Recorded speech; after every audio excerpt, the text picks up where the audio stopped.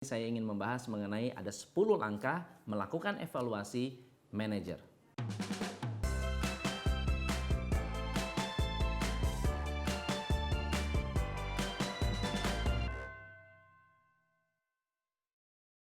Hai, saya Tom MC Flip, founder Top Coach Indonesia. Teman-teman, hari ini saya ingin membahas mengenai ada 10 langkah melakukan evaluasi manajer. Evaluasi manajer ini penting, sangat-sangat penting sekali ketika Anda adalah seorang business owner, lalu Anda punya manajer. Apa yang harus kita evaluasi ketika memiliki seorang manajer di dalam sebuah bisnis? Pengalaman saya memiliki banyak manajer di bawah saya. Hari ini ada sekitar 8 sampai 10 manajer yang ada langsung di bawah saya. Pada saat saya masih profesional, ada lebih dari 12 manajer sampai 15 manajer yang saya harus awasi. Nah, yang menarik adalah kadang-kadang kita menilai manajer dari 1-2 sisi saja, yaitu misalnya omset, atau profit, atau cost. Nah, saya ingin memberikan Anda apa yang bisa Anda tambahkan ketika Anda mengevaluasi seorang manajer. Yang pertama, saya selalu melihat seorang manajer dari kemampuan melakukan eksekusi. Melakukan eksekusi itu apa? Kalau diminta melakukan tugas, tugas ini dituntaskan atau tidak. Ada manajer-manajer yang tugasnya banyak tapi tidak tuntas. Atau ketika dia melakukan komitmen itu tidak dijalankan dengan serius.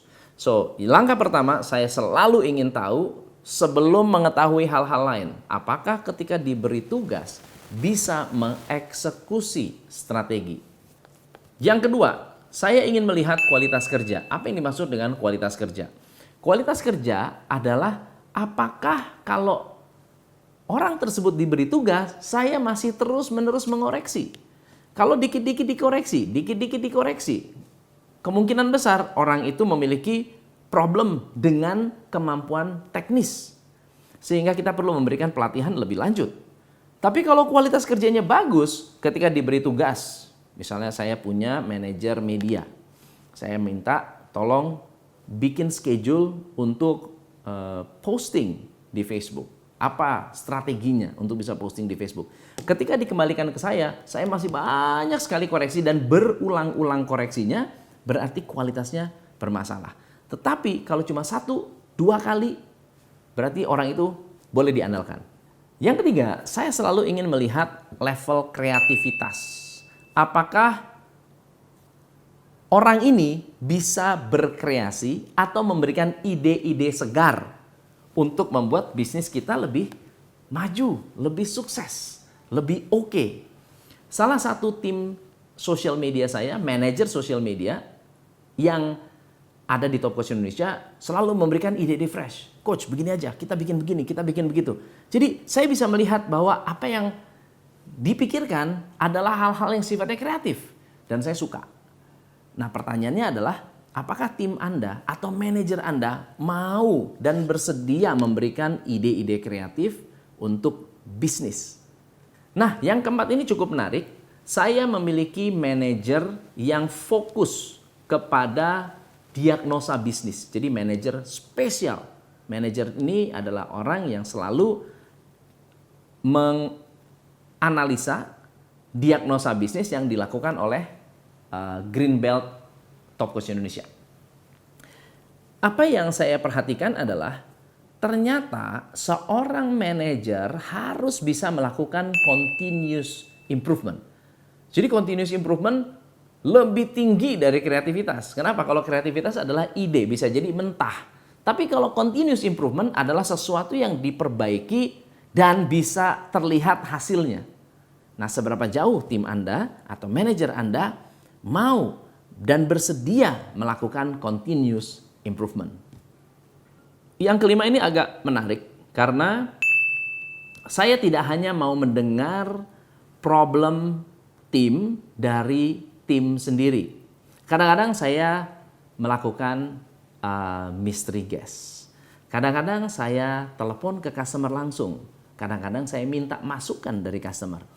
Berapa banyak dari customer yang happy dengan manajer Anda? So let's say misalnya saya punya sales manager, dan sales manager ini biasanya membantu tim sales untuk menyelesaikan isu, menyelesaikan masalah, kalau ada masalah, kalau ada isu, kalau ada komplain, dan seterusnya. Lalu kemudian saya akan telepon customer, dan bukan hanya saya tanya apa yang mereka suka, tapi juga saya ingin tahu feedback mereka terhadap manajer sales saya. Biasanya mereka akan kasih masukan, wah sales manager kamu cakep banget. Atau, wah sales manager kamu susah dikontak ya, saya waktu itu ada masalah, kok nggak bisa dihubungi. Nah itu bisa menjadi feedback dan masukan customer. Kalau yang 5 ini beres, biasanya yang ke-6 saya baru melihat tentang sales revenue. Omset penjualan yang dihasilkan oleh manajer-manajer saya. Kalau misalnya bukan dari manajer yang berkaitan dengan penjualan, bagaimana? Kalau di sosial media sudah pasti saya ingin tahu berapa banyak pendapatan dari iklan atau berapa besar respons iklan kita di sosial media. Kalau di bagian accounting, kita punya manajer accounting, berapa banyak penghematan yang bisa didapatkan atau berapa banyak kebocoran yang bisa ditemukan. Jadi berkaitan dengan keuangan. Seluruh manajer punya evaluasi tentang revenue. Nah yang ke-7 ini menarik, karena saya ingin tahu juga seberapa jauh manajer ini mau membuka peluang untuk feedback. Misalnya contohnya begini, kalau tadi ada feedback dari customer, saya kasih tahu seberapa responsif orang tersebut terhadap feedback. Responsif terhadap feedback menunjukkan mereka adalah manajer yang matang. Yang ke-8, saya ingin melihat kemampuan mereka dalam mengelola prioritas. Saya tahu manajer di luar sana banyak sekali yang sangat-sangat bagus dan sangat-sangat profesional. Tapi juga banyak yang tidak tahu cara mengendalikan tim dan tidak tahu caranya mengelola prioritas tim. Sehingga akhirnya pada saat kita minta mereka melakukan satu tugas, tugas yang mereka lakukan bisa jadi tidak berkaitan dengan goal besar. Kalau itu terjadi, berarti mereka belum tahu cara menghandle prioritas. Yang ke-9 adalah apakah manajer kita bisa dipercaya dengan uang. Ada kasus-kasus ketika saya melakukan bimbingan kepada para manajer untuk mengelola keuangan. Misalnya mereka punya dana tertentu untuk dikelola di departemen tertentu. Nah, kalau departemen tersebut over budget atau kelebihan pengeluaran, biasanya saya mau tahu apa sih yang dilakukan. Apakah orang ini tahu cara mengelola keuangan atau bisa dipercaya dengan keuangan. Kadang-kadang saya suka ngetes. Ini saya ada budget sekian untuk event, kira-kira apa yang mau dilakukan dengan event ini. Mereka diminta untuk mempresentasikan budget yang akan mereka lakukan atau mereka pakai. Dan efeknya ternyata sangat-sangat menarik. Di sana kita bisa mengerti dan bisa membantu mereka untuk menggali apa yang mereka bisa perbaiki dari sisi keuangan. Yang terakhir adalah seberapa jauh manajer Anda mau melatih anak buah mereka. Manajer yang bagus adalah orang-orang yang senang melihat anak buahnya berkembang. Ada beberapa manajer yang tidak suka lihat anak buah berkembang. Ada juga manajer-manajer yang lebih suka melihat anak buahnya tetap berada di posisi tersebut, produktif karena mereka lebih enteng kerjanya.